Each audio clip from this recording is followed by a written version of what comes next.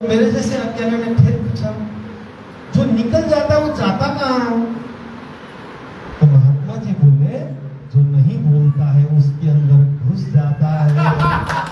गोविंद हरे गोपाल हरे, गोविंद हरे गोपाल हरे, जय जय प्रभु दीन दयाल हरे, जय जय प्रभु दीन दयाल हरे, जय जय प्रभु दीन दयाल हरे, जय जय प्रभु दीन दयाल हरे, गोविंद हरे गोपाल हरे, गोविंद हरे गोपाल हरे, जय जय प्रभु दीन दयाल हरे, जय जय प्रभु दीन दयाल हरे, जय जय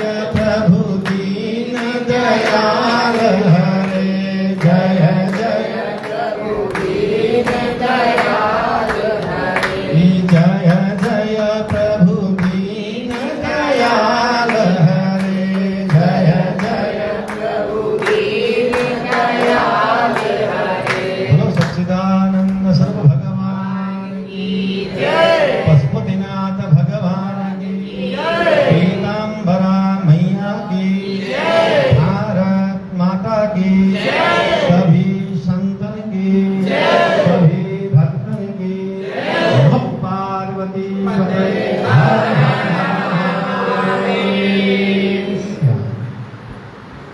सर्वप्रथम परम पिता परमात्मा हम सबके हृदय में आत्मा के रूप में स्थित उस ईश्वर को हम सबकी ओर से वंदन एवं प्रणाम।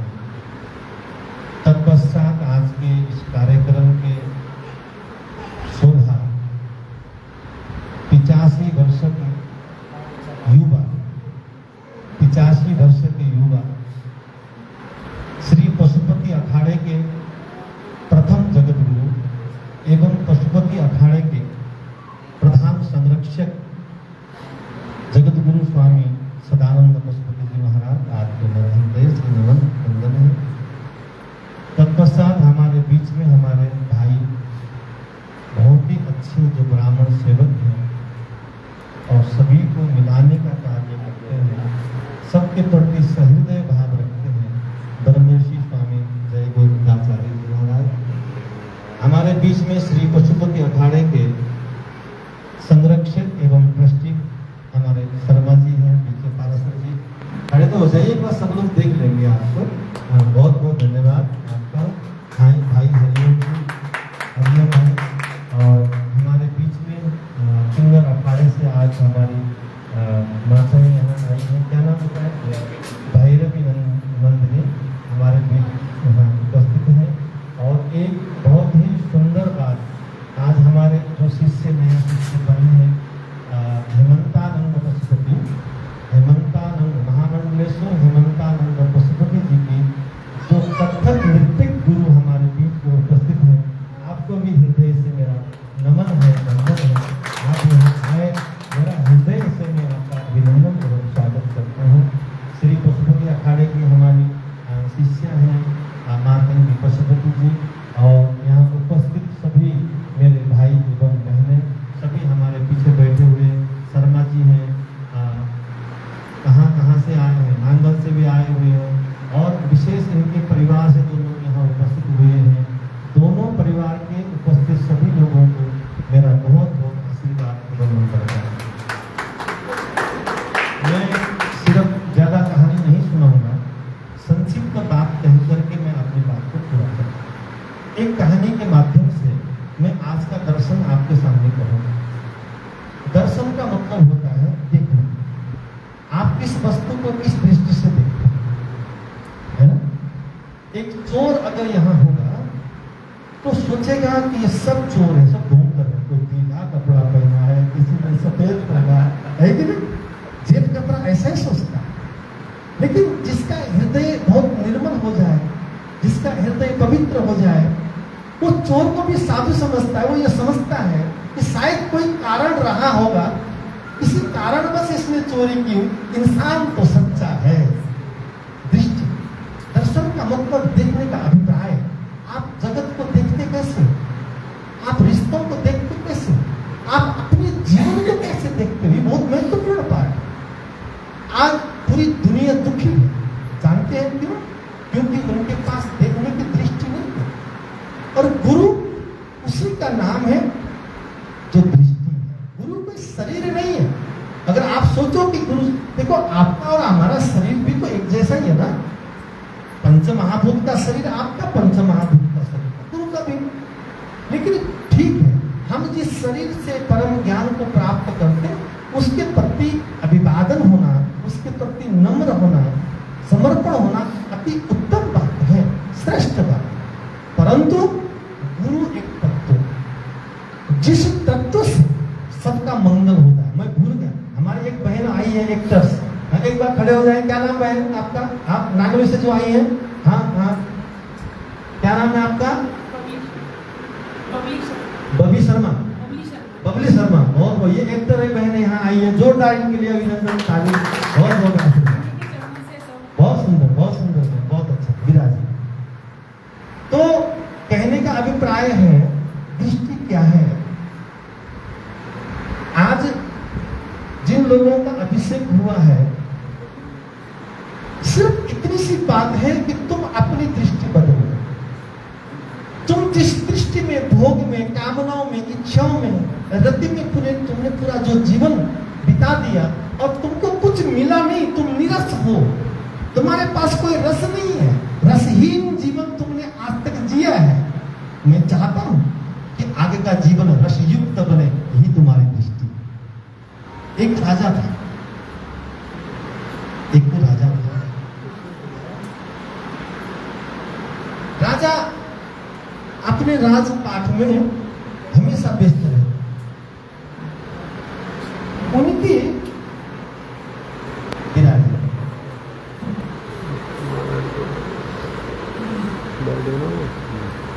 उनकी एक पुत्री थी, राजकन्या। बड़े ध्यान से सुनना, क्योंकि समय बहुत कम है, सबको भूख भी लगी है।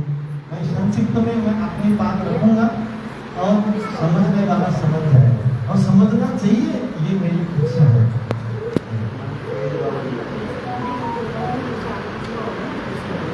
अरे आज आनंद का दिन है, हमारा आज का दिन तो हमारा नया जन्म है हमारा। तो उसकी एक कन्या थी। कन्या जो थी थोड़ी जवान हो गई। राजा अपने गुरु के पास गए और गुरुदेव से प्रार्थना की, हे गुरुदेव, हमारी जो राजकन्या है वो थोड़ा बड़ी हो गई है, अगर आपकी आज्ञा हो तो हम उसका विवाह करें। गुरु त्रिकालदर्शित है, वर्तमान, भूत और भविष्य को देखने की क्षमता गुरुदेव में थी। गुरुदेव ने कहा, दोनों नेत्र बंद किया, देखा अब समय आ गया है, इसका कन्यादान कर देना चाहिए। राजा को आशीर्वाद दिया कि कन्यादान करो। तो उस समय ये फोटोग्राफी नहीं होती थी। तो जो गुरुजी थे बड़े आर्टिस्ट। राजा ने गुरुदेव से कहा, गुरुजी आपसे अच्छा उत्तम फोटोग्राफर कौन मिलेगा? अब सभी राजकुमारों के पास हम कन्या का फोटो भेजेंगे, आप कृपा करके उस फोटो को बना दीजिए, एक तस्वीर बना दीजिए कन्या। गुरुजी ने एक तस्वीर बनाने लगे। तस्वीर बनाते बनाते बनाते बनाते बनाते गुरुजी वृद्ध थे, 70-80 साल के बुजुर्ग थे, और उनका हाथ कांपने लगा, और कांपते हुए हाथ से उनके वक्षस्थल पर एक स्नेह की बिंदी लगी। तस्वीर तैयार हो गई, राजा को अर्पण किया। राजा ने तस्वीर देखने से पहले सबसे पहले उस बिंदु पर राजा की दृष्टि पहुंची। राजा तो आग बबूला हो गया। राजा ने पूछा, सारा तस्वीर सारी सुंदर है, पूरी अच्छी तस्वीर बनी है, लेकिन इसमें, इस फोटो में जो तिल का निशान है, जो बिंदु लगी है, ये कैसी लगी? तो गुरुजी ने कहा, देखो ऐसा है, हम वृद्ध हैं, हमारी आयु हो गई है, बनाते बनाते हाथ कांप गया होगा, लग गया होगा। राजा को संतुष्टि नहीं हुई।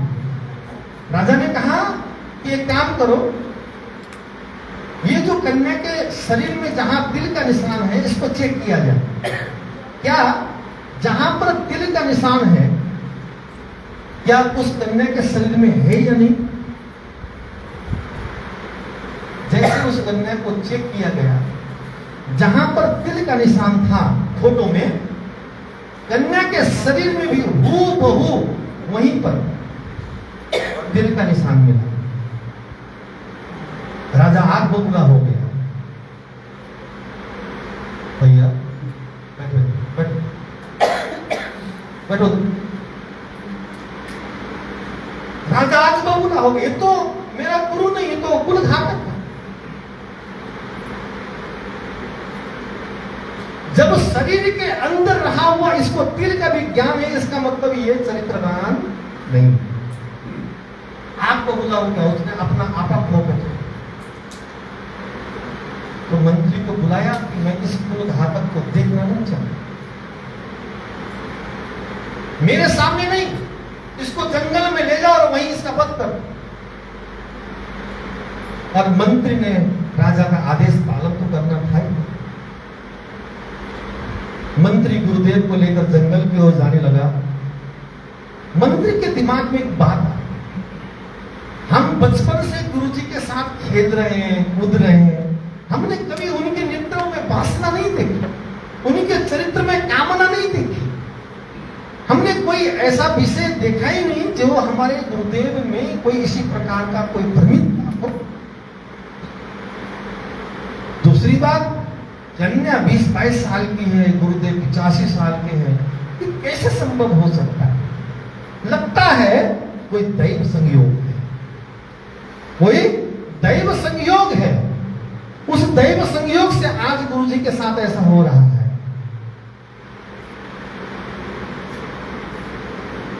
मंत्री ने राजा को मारने की बजाय अपने घर में जाकर के छुपा दिया और राजा को कह दिया हमने गुरुजी को मार, उसका वध कर।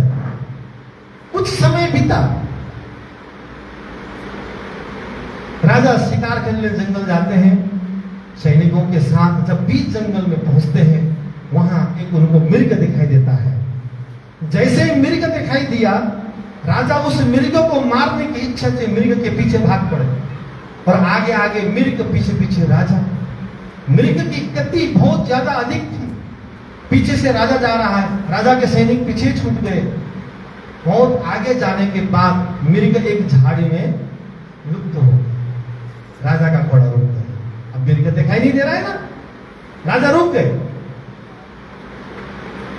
जैसे राजा का घोड़ा रुका, राजा ने पीछे मुड़ के देखा। क्या देखता है? राजा के पीछे एक रीछ भाग के आ रहा है। क्या आ रहा है? रीछ समझते हैं? भालू। रीछ माने भालू भागता हुआ आ रहा है और उस रीछ के पीछे शेर आ रहा है। राजा ने घोड़ा छोड़ा, वहीं पर जो पेड़ था उस पेड़ में चढ़ गया। सौभाग्य कहें या दुर्भाग्य, जिस पेड़ पर वो राजा चढ़ा उसी पेड़ में रीछ भी चढ़ गया। अब राजा के तो हाथ पैर खुल गए। नीचे से चढ़ता हुआ रीछ राजा को कहता है कि हे राजन, तुम डरो मत, तुम भयभीत मत बनो। जिस तरह से तुम अपने प्राण बचाने के लिए भाग रहे हो, इसी तरह से मैं भी अपने प्राण बचाने के लिए भाग रहा हूं। मेरे प्राण लेने के लिए शेर पीछे आ रहा है, इसलिए हम दोनों मित्र हैं, आप मुझसे भयभीत मत बनिए। राजा ने लंबी सांस ली, थोड़ी सी आराम मिला ना जब बात सुनी, तो पेड़ की एक टहनी पर बैठ गए। नीचे शेर बैठ गए फेद में, पेड़ की फेदी में बैठ गए। रीछ जो होता है बड़ा समझदार जानवर होता है। अब धीरे धीरे अंधेरा होने लगा, राजा के सैनिकों का अता पता नहीं है। भालू ने कहा, रीछ ने कहा कि राजन, अगर हम रात भर बैठे रहे कब निद्रा आएगी? और कब हम गिरेंगे कुछ नहीं पता, और नीचे बैठा हुआ शेर हमारा भक्षण करेगा। इससे अच्छा एक काम है, एक आइडिया है। एक काम करो, आधी रात आप मेरे गोद में सो जाओ और आधी रात मैं आपके गोद में सो जाऊं। राजा को आइडिया समझ में आ गया, तो एक टहनी पर बैठ गए और रीछ ने कहा, राजन तुम मानव हो, एक काम करो, तुम थके भी होगे, पहले तुम सो जाओ। राजा रीछ की गोद में सर रख करके सो गए। आधी रात तक, दोपहर तक रीछ ने अपने पैर भी नहीं हिलाए, उसको बड़े विश्राम के साथ सोने दिया। महामंडलेश्वर जी आए हैं, आसन दो भैया। रीछ को सोने दिया, वहां बैठो, उधर बैठो, आप इधर बैठो, आ जाओ, आगे आगे आ जाओ। हाँ ठीक है, बहुत अच्छा। ये भी एक शिकनी की चीज है, ध्यान रखना। आगे से अभिपाकनशीलस्य नित्यं विरुद्धोपसेविना चत्वारि तस्य वर्धन्ते आयु विद्या यशोबलम। अगर तुमसे कोई श्रेष्ठ व्यक्ति आ जाए, तुमसे बड़ा आ जाए, पूछने की जरूरत नहीं है, खड़े होकर के उसको आसन दे देना। जो व्यक्ति के भीतर अभिवादन होता है, दूसरों का सम्मान करने की भावना होती है, उसके पास चार चीजें होती है, पता है क्या क्या है? आयु उसकी लंबी होती है, विद्या अधिक विद्या प्राप्त करता है, यशोबलम संसार में उसका नाम मिलता है, और बल मिलता है। समझ गए ना? चलो अच्छी बात। तो दोपहर तक, रात्रि के मध्य रात्रि तक रीछ बैठा है और राजा उसकी गोद में सो गया। जैसे ही मध्य रात्रि हुई, रीछ ने कहा, खड़े हो जाओ, स्टैंड अप, आप खड़े हो जाओ, अब मेरी बारी है। अब क्या हुआ, राजा बैठ गए और राजा के गोद में सिर रख करके कौन सोया? रीछ सो गया। ठीक है, जैसे ही रीछ थका भी था, आधी रात हो गई थी, कुछ ही समय के बाद रीछ को नींद आ गई, सो गया। नीचे बैठा हुआ शेर कहता है राजा को, धिक्कार है तेरी जिंदगी पर, है? एक देश का राजा होकर एक जंगली जानवर को तो अपने गोद में सुला बैठा। अगर समाज को पता लगा, राज्य को पता लगा, पूरे संसार में तेरी थू हो। एक काम कर, एक लात मार इसको, गिरेगा नीचे, मैं इसका आहार करूंगा और तुम अपने रास्ते चले जाना। राजा ने कहा, नहीं, ये गलत बात, ये बात नहीं करना चाहिए। बोला, नहीं बोला, दूसरी बार बोला, नहीं बोला, तीसरी बार बोला, नहीं बोला। जैसे ही नीचे बैठा हुआ शेर 4-5 बार जब बोला, शेर ने, धिक्कार है तुम्हारी जिंदगी का, जब तक तुम जियोगे और तुम्हारे मरने के बाद भी तुम्हारा यश नहीं होगा, तुम्हारा अपयश होगा। इसलिए मेरा कहना मानो, लोगों को पता लगने से पहले इसको लात मारो, ये गिरेगा नीचे, मैं खाऊंगा और चला जाऊंगा, तुम्हारे प्राण बच जाएंगे। 10-11 बार कहने के बाद राजा के मन में भी कुविचार आने शुरू हो गए। क्या? न निर्मिता के न दृष्ट पूर्वा, न किसी ने बनाया न किसी ने देखा, न श्रूयते हेम मही कुरंगी, न किसी ने सुना आज तक कि सोने का मृग होता है। सोने का मृग होता है कि नहीं? सोना जड़ है, मृग चेतन है। जगत में जड़ और चेतन का मेल नहीं है, जड़ जड़ है, चेतन चेतन है। तदापि तृष्णा रघुनंदनस्य विनाश काले विपरीत बुद्धि। जब मनुष्य का विनाश का समय आता है तो उसकी बुद्धि भ्रमित हो जाती है। राजा ने सोचा, ठीक ही तो कह रहा है, कहा मैं राजा, हाँ, इतने बड़े देश का राजा, जनता को पता लगेगा तो क्या होगा? सब गड़बड़ हो जाएगा।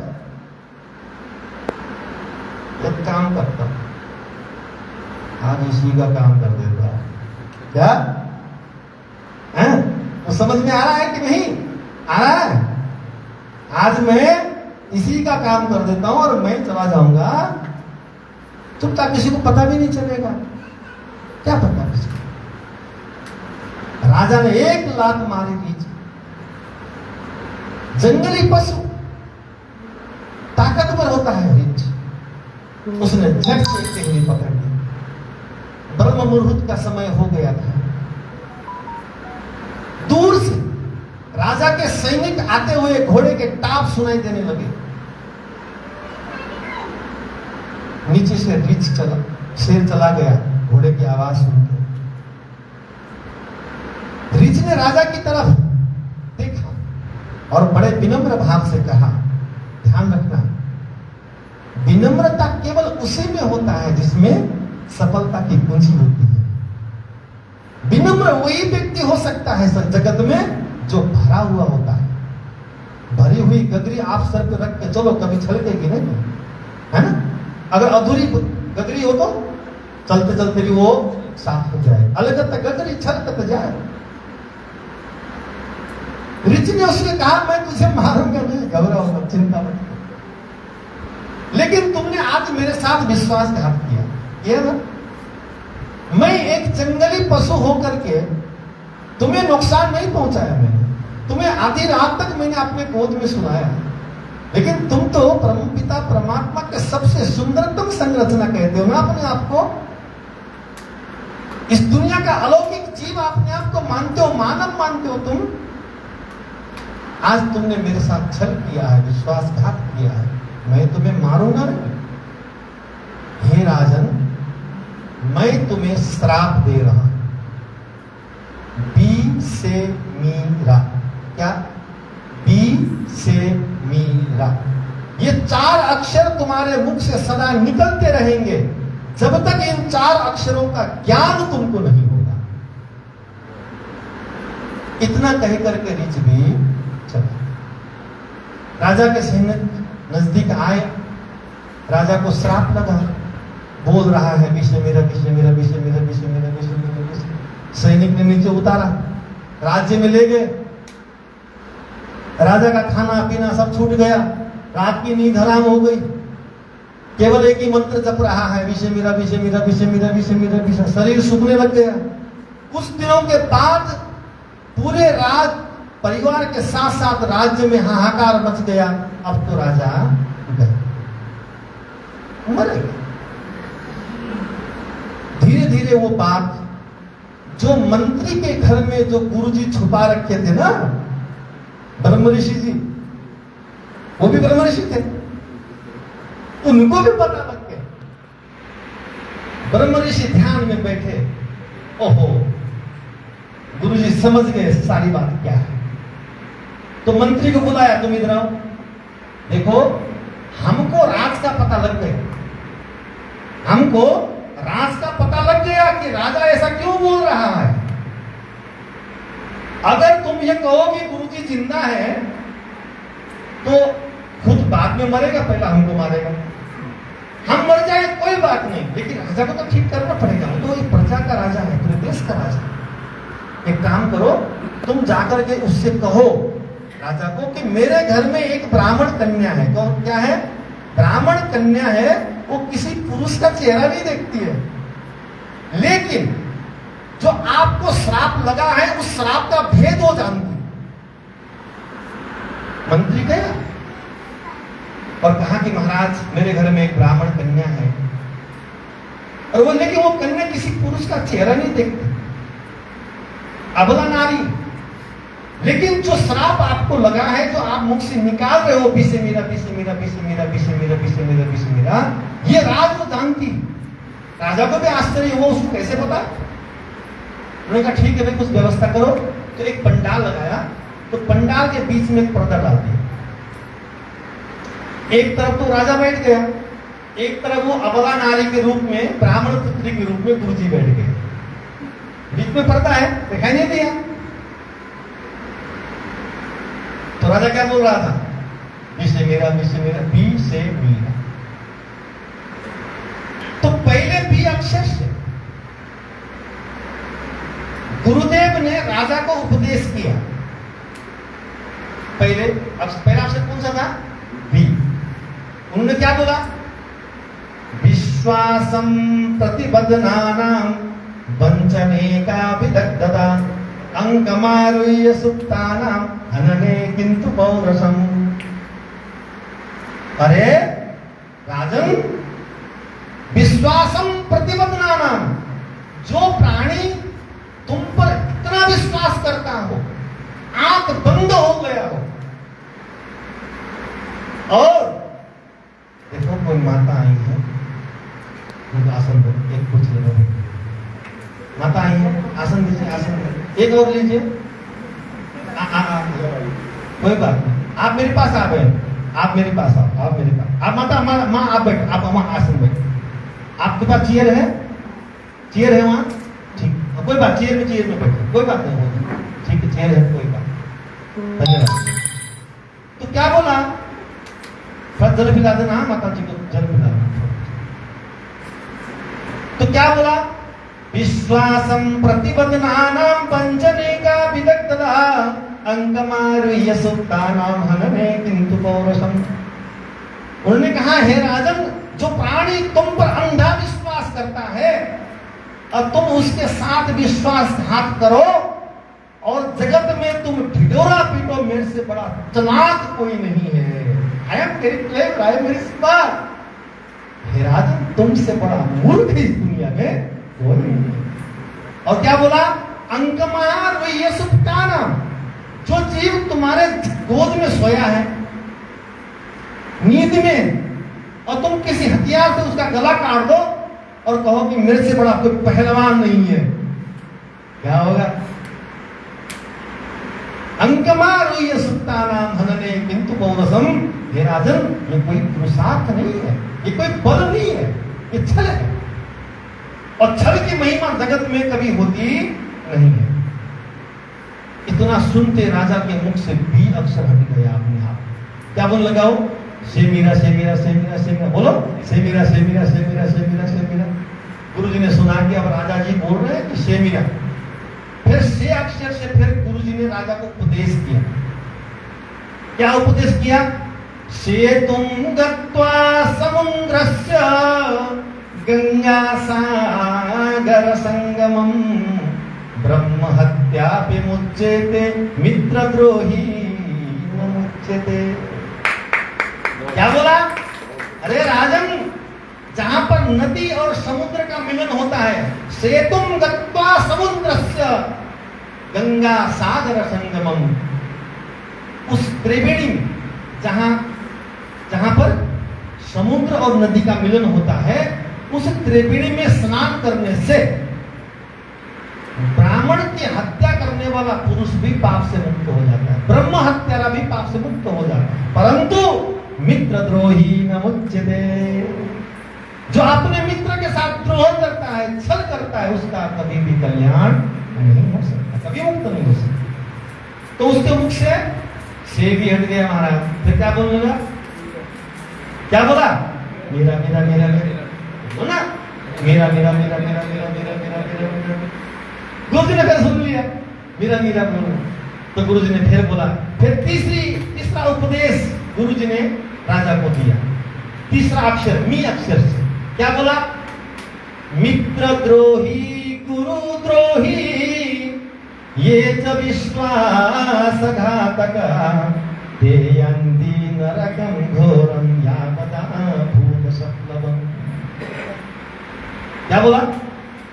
मित्रद्रोही गुरुद्रोही ये च विश्वासघातका ते यन्ति नरकं घोरं यावता भूतसप्लवम्। हे राजन, ये ध्यान रखना, ये तीन लोग, तीन व्यक्ति, तीन प्राणी ही नरक में रहते हैं। कितने समय तक? यावता भूत सप्लवम, जब तक ये सृष्टि का प्रलय नहीं होता तब तक ये तीन लोग सदा नरक में ही रहते हैं। कौन है वो लोग? मित्रद्रोही, जो अपने मित्र के साथ छल करता है, द्रोह करता है, कपट करता है। दूसरा गुरुद्रोही, जो गुरु के साथ छल करता है, गुरु के साथ कपट करता है। एक बात ध्यान रखना, आजकल देखो समय बदल गया है, अब तो चेले नहीं है, सब गुरु ही बन गए, है कि नहीं? सब गुरु बन गए ना, गुरु बन गए कि नहीं? सब बन गए, सब गुरु बन गए, और चेला कोई रहा ही नहीं, सब गुरु बन गए। लेकिन ध्यान रखना, कोई गुरु बनने से गुरु नहीं बन सकता। गुरु में खास बात होती है, खास गुण होते हैं। गुरु गुरु कही सब विश्व पुकारे, गुरु सोई जो ब्रह्म निवारे। ब्रह्म ने अज्ञान, जिस अज्ञान में, जिस अज्ञानता में जीव सदा पूरा जीवन कष्ट में रहता है, अगर तुम सच्चे शिष्य हो, गुरु के शरण में जाकर के ये पूछो कि गुरुदेव मेरा मंगल कैसे होगा, गुरु के स्पर्श मात्र से आपका भ्रम खत्म हो जाएगा, कष्ट खत्म हो जाएगा। गुरु में इतनी शक्ति है। गुरु गुरु कही सब विश्व पुकारे, है ना? आजकल होड़ चल रही है ना, कौन से गुरु जी सोने के सिंहासन में बैठा है, कौन सा चांदी के सिंहासन में, कौन चांदी के थाली में खाता है, किसके पास कितने लाख चेले हैं, है कि नहीं है कि नहीं? ऐसा भ्रम, लोग भ्रम के साथ जैसे भेड़ चलते ना, भेड़ चाल, ऐसे जीवन में हम लोग भी यात्रा करते हैं। गुरु सोई जो ब्रह्म निवार है, ब्रह्म ने अज्ञान। बहुत गुरु है अस जग माही, हरे न मारे भव दुख नाही। है गली गली में गुरु जी मिलता है, झाड़ा लगा हुआ है तो गुरु जी, पत्रा देखे तो गुरु जी, है कि नहीं? बहुत देव तो गुरु जी। क्या समझ में आया? किसी ने पीले कपड़े पहन लिए तो गुरु जी, लंबी दाढ़ी बना लिया तो गुरु जी, सब गुरु बन गए हैं। बहुत गुरु है अस जग माही, असमाने इस जगत में बहुत सारे गुरु हैं, परंतु हरे न मारे भव दुख नाही। जिस दुख के कारण, जिस ताप के कारण, जिस कष्ट के कारण मैं ये दुख भोग रहा हूं इस जीवन में, उस दुख का निवारण करने की शक्ति किसी में नहीं। बहुत गुरु है अस जग माही, हरे न मारे भव दुख नाही। आजकल के गुरु कैसे मिलते पता है कि नहीं आपको? पाखंडी, पापी, बेविचारी, नास्तिक, कुटिल, वृत्तबद्धधारी, अभिमानी। अभिमान तो कैसा होता है? साथ में आसमान होता है कि नहीं होता? अभिमानी, निंदक, दूसरों की निंदा करने वाला, सकल अटकट, दुराचार, अबला, युद्ध बंकट, जिसका कोई चरित्र नहीं है। धर्मशास्त्र कहते हैं असगुरु कबहू भूल न कीजिए, इनको दूर ही से तज दीजिए। ये कैंसर है, जिनके अंदर ये महागुण है, दीज आर अल्सो कैंसर, रोग है, महारोग। तो गुरु कैसा होना चाहिए? कैसा होना चाहिए गुरु? निगमागम रहस्य के ज्ञाता। निगम आगम, आगम माने आना, निगम माने जाना, है ना? जो जन्म और मृत्यु के चक्र को तो भली भांति समझता है, जानता है। कौन? निगमागम रहस्य के ज्ञाता, निष्पृहित अनुशासन दाता, जिसके भीतर क्या हो? दया, क्षमा, संतोष संयुक्ता, परम विचार बाल भव मुक्ता। जो इस जगत में रहते हुए भी जिसकी मति उस सत्य में स्थापित रहती है, ऐसे तुम परम गुरु के सानिध्य में जाओ। तो क्या बोला? मित्र द्रोही, गुरु द्रोही, ये सब विश्वासघातका।